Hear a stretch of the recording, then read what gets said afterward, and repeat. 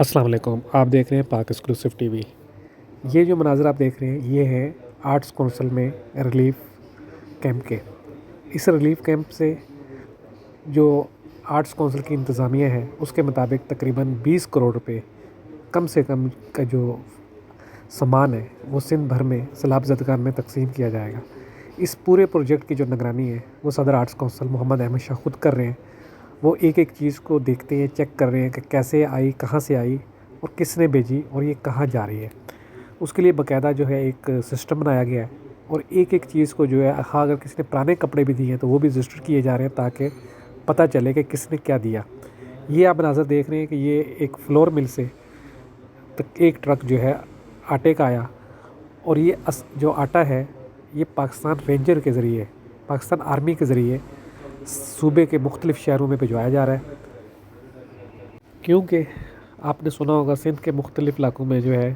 چھوٹے موٹے واقعات ہوئے جن میں جو ہے سامان لوٹ لیا گیا۔ تو اس کے بعد صدر آرٹس کونسل نے فیصلہ کیا کہ کوئی بھی چیز جو ہے وہ کسی سویلین کے حوالے کرنے کے بجائے یہاں سے ڈائریکٹ جو ہے وہ آرمی کے حوالے کی جائے تاکہ پاک آرمی جو ہے، پاک رینجر جو ہے وہ جہاں جہاں پر ان کو ضرورت ہے وہاں پر یہ سامان پہنچا سکیں۔ آپ ویڈیو میں دیکھ سکتے ہیں کہ صدر آرٹس کونسل یہاں تک کہ جو سامان لوڈ ہو رہا ہے اس کی بھی خود نگرانی کر رہے ہیں، کیونکہ بعد میں یہ ہوتا ہے کہ جی لوگ کام صحیح نہیں کرتے اور پھر مسئلے ہوتے ہیں۔ اس لیے آپ دیکھ سکتے ہیں کہ ایک ایک چیز کو چیک کیا جا رہا ہے اور اس وقت اگر آپ بات کی جائے تو ایک بہت بڑی تعداد میں جو ہے ٹرک ڈیلی آتے ہیں، ڈیلی جا رہے ہیں، یعنی کہ تقریباً کروڑوں کا سامان جو ہے وہ ایک دن میں تقسیم کیا جا رہا ہے اور شہر کے مختلف علاقوں سے جو لوگ بیچتے ہیں چیزیں وہ الگ ہیں۔ اسی طرح آرٹس کونسل کے جو ممبران ہیں وہ اپنی مدد آپ کے تحت بھی سامان جمع کرا رہے ہیں اور خود آتے ہیں اور آرٹس کونسل میں جمع کرا رہے ہیں۔ اس سامان کو جو ہے وہ سندھ کے مختلف شہروں میں جہاں جہاں ضرورت ہے وہاں وہاں بھیجا جا رہا ہے تاکہ جو ہے جو سیلاب متاثرین ہیں ان کو یہ چیزیں پہنچ سکیں۔ پچھلے چند روز میں آرٹس کونسل کی جانب سے میرپور خاص، ٹھٹھہ، بدین، حیدرآباد، لاڑکانہ، سکھر اور بہت سے شہروں میں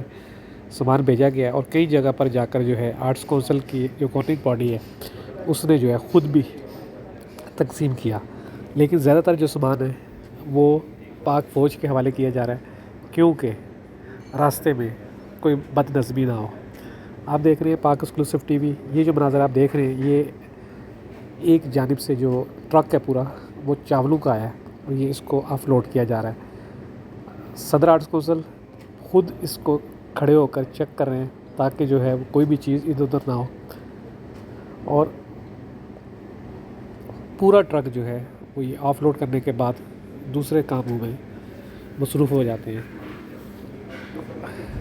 16 سے 18 گھنٹے جو ہے وہ آرٹس کونسل میں ان پروجیکٹ کی نگرانی کرتے ہیں اور خود کر رہے ہیں۔ یہ آپ دیکھ سکتے ہیں یہ 2 ٹرک جو ہیں